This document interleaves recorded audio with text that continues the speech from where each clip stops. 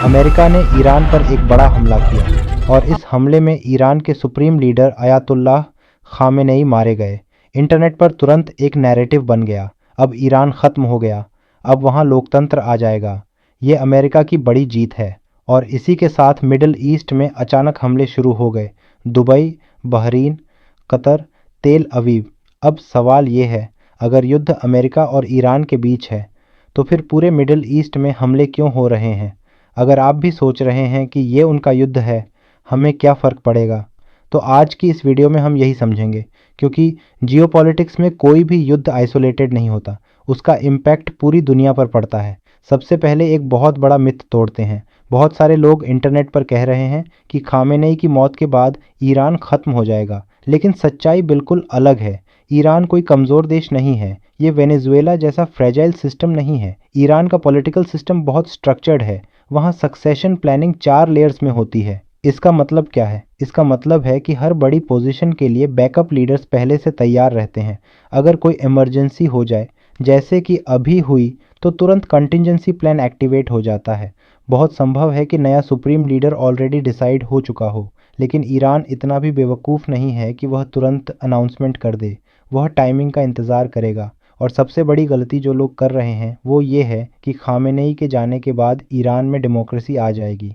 ऐसा बिल्कुल ज़रूरी नहीं है, क्योंकि किसी भी रेजिम की ताकत सिर्फ एक इंसान नहीं होता, उसके पीछे पूरा सिस्टम होता है।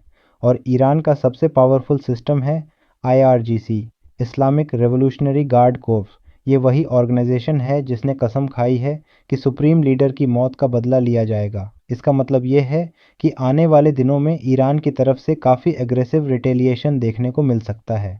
अब दूसरा मैथ, कई लोग कह रहे हैं कि ईरान ने मिडिल ईस्ट पर हमला करके बहुत बड़ी गलती कर दी, क्योंकि जिन देशों पर हमला हुआ उनमें से कई देश अमेरिका के दोस्त हैं, जैसे UAE और बहरीन।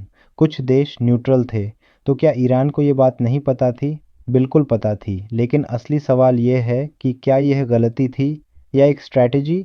दुबई इंटरनेशनल एयरपोर्ट दुनिया का सबसे बड़ा कनेक्टिंग हब है। हर हफ्ते यहाँ से लगभग 800 फ्लाइट्स ऑपरेट होती हैं। लेकिन जैसे ही टेंशन बढ़ी, UAE ने अपना एयर स्पेस बंद कर दिया। Indian airlines, air India, Indigo, spice jet, सब ने मिडल ईस्ट ऑपरेशंस सस्पेंड कर दिए। अब सोचिए इसका मतलब क्या है? लगभग 80 लाख भारतीय गल्फ देशों में रहते हैं। अगर युद्ध बढ़ता है तो इतने लोगों को वापस भारत लाना कितना मुश्किल होगा। यानी ईरान ने सिर्फ अमेरिका को चैलेंज नहीं किया, उसने पूरी दुनिया को एक तरह से हॉस्टेज बना दिया।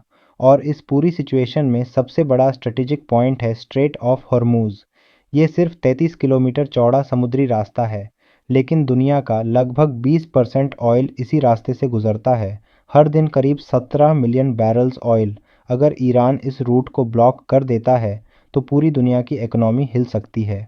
आज ऑयल प्राइस लगभग $72 प्रति बैरल है, लेकिन एक्सपर्ट्स का मानना है कि अगर कॉन्फ्लिक्ट बढ़ा तो यह $100 से ऊपर जा सकता है। और इसका असर भारत पर भी पड़ेगा, क्योंकि भारत अपनी लगभग 60% ऑयल सप्लाई मिडल ईस्ट से इंपोर्ट करता है। लेकिन इस कॉन्फ्लिक्ट की एक और लेयर है जिसके बारे में बहुत कम लोग बात कर रहे हैं। ईरान पर लगभग 1500 US सैंक्शंस हैं, फिर भी वह सरवाइव कैसे कर रहा है? उसका जवाब है चीन। ईरान और चीन के बीच 25 साल का स्ट्रैटेजिक पार्टनरशिप अग्रीमेंट है। चीन ईरान का लगभग 80% ऑयल खरीदता है। और सबसे इंटरेस्टिंग बात यह है कि इसकी पेमेंट डॉलर में नहीं होती, यह पेमेंट UN में होती है। इसका मतलब है कि दोनों देशों को फ़ायदा है। चीन को ऑयल मिलता है और ईरान को चीन से गुड्स। इस तरह सैंक्शंस का इम्पैक्ट कम हो जाता है। अगर हम ग्लोबल पैटर्न देखें तो एक इंटरेस्टिंग ट्रेंड दिखता है। पहले वेनेजुएला पर प्रेशर बढ़ा और अब ईरान। दोनों देश चीन के ऑयल पार्टनर्स हैं। इसलिए कुछ एक्सपर्ट्स का मानना है कि यह कॉन्फ्लिक्ट इनडायरेक्टली चाइना को आइसोलेट करने की स्ट्रैटेजी भी हो सकता है। अब बात करते हैं सऊदी अरेबिया की। सऊदी क्राउन प्रिंस मोहम्मद बिन सलमान का एक बड़ा सपना है। वह मिडिल ईस्ट को यूरोप जैसा बनाना चाहते हैं, जहां टूरिज़्म हो, इंटरनेशनल बिजनेस हो और रीजन की इमेज ऑयल इकोनॉमी से बाहर आए। इसीलिए पिछले कुछ सालों में सऊदी अरेबिया ग्लोबल सेलिब्रिटीज़ को अट्रैक्ट कर रहा है। क्रिस्टियानो रोनाल्डो वहाँ खेल रहे हैं, मिस्टर बीस्ट वहाँ वीडियोस बना रहे हैं, एनियोम जैसे मेगा प्रोजेक्ट्स बनाए जा रहे हैं। लेकिन अगर मिडिल ईस्ट में लगातार मिसाइल अटैक्स और ड्रोन वॉर्स होंगे तो क्या फॉरेन इन्वेस्टर्स वहां आने में कंफर्टेबल महसूस करेंगे? यही वजह है कि यह कॉन्फ्लिक्ट पूरे रीजन के फ्यूचर को इम्पैक्ट कर सकता है। अब भारत की बात।